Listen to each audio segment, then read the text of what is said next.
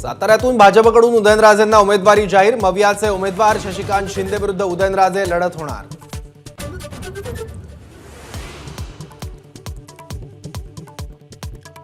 सांगलीत विशाल पाटलांनी अपक्ष आणि काँग्रेसकडून दाखल केला उमेदवारी अर्ज। आज सांगलीत शक्ती प्रदर्शन। विशाल पाटलांच्या बंडखोरीमुळे मवियाची डोकेदुखी वाढली।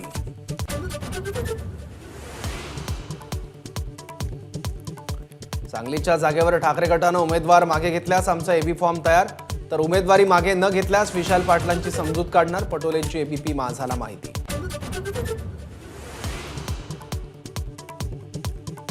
कोल्हापूरचे महाविकास आघाडीचे उमेदवार शाहू महाराज आज अर्ज दाखल करणार। दसरा चौकातून मवियाचं शक्ती प्रदर्शन।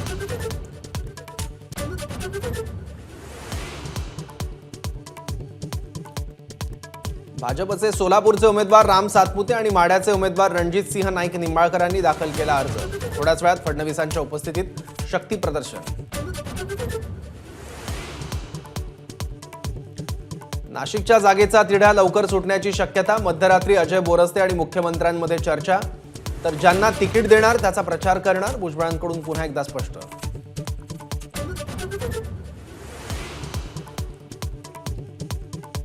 राज्यात 48 पैकी किती जागा कोणाला मिळणार? महाविकास आघाडीचा विजय की महायुतीची बाजी? राज्यातील प्रत्येक मतदारसंघाचा ओपिनियन पोल आज सायंकाळी 7 वाजल्यापासून एबीपी माझावर।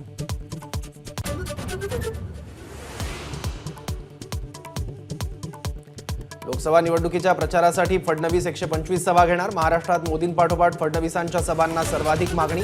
पूर्व विदर्भात फडणवीसांच्या आतापर्यंत 20 सभा।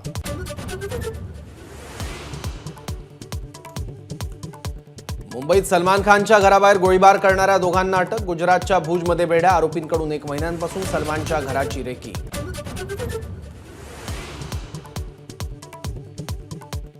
सलमानच्या घराबाहेरील गोळीबार सुनियोजित कट असल्याचं तपासात उघड। गुन्ह्यात वापरलेलं शस्त्र वांद्र्यातच फेकल्याची माहिती, तर महिन्याभरापासून आरोपींचं पनवेल हरिग्राम गावात वास्तव्य।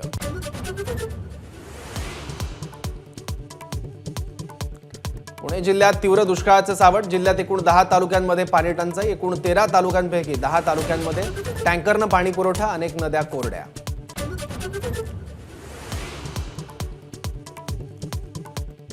शिर्डीत 3 दिवसीय रामनवमी उत्सवाला सुरुवात। पोथी मिरवणुकीनंतर पुढचे 3 दिवस विविध कार्यक्रमांचं आयोजन। उत्सवासाठी हजारो भक्तांची गर्दी।